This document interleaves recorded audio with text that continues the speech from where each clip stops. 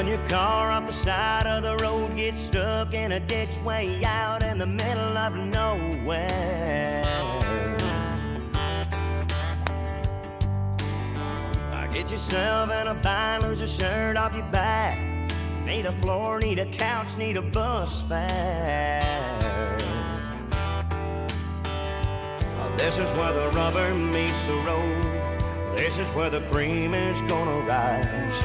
This is what you really didn't know. This is where the truth don't lie. You find out who your friends are. Somebody's gonna drop everything. Golf Tournament of Hope here at the Dunes in Kamloops, raising funds to support people living with ALS, but also to raise funds for the Kamloops Endowment Fund, which is a special fund that was set up in memory of Clayton Smailes to generate revenue to provide improved communication devices for people living with ALS. 30% of it goes to the Kamloops Fund, and then the 70% that's remaining goes to our patient services programs, and that actually supports people all over BC, whether it's an equipment loan program. We had kids from Kamloops actually that went to our kids camp and Camp Sajak and Mission, psychological support, mobile clinics, caregiver days, so that extra 70% funds up for the entire province. You find out who your friends are. The more that ALS is brought out in the open, the more support we're going to get. And I guess what should happen is whatever functions that are going to go on regarding if we can get the ALS people in there, that's what we want to do.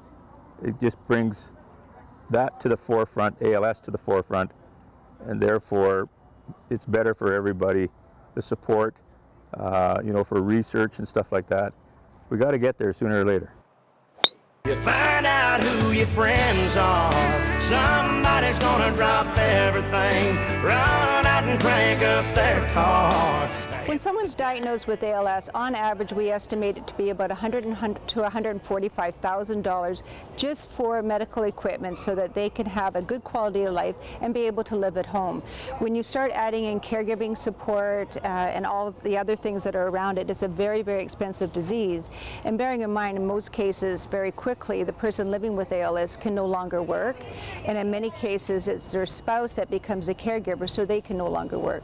So our society provides that equipment to people throughout British Columbia and up into the Yukon at no cost to them. So our fundraising efforts go to support those people to have that quality of life. When we found out that I had this disease,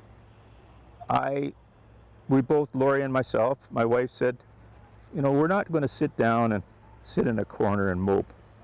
There's no way. You have to keep going with what you're doing, which is what I've done so far. And I think the thing that we look at more than anything is that we look at it as a positive day each day. Yeah, we have our days just like anybody else does, but the positive thing is what we look at. And that's what you have to have with a disease like this.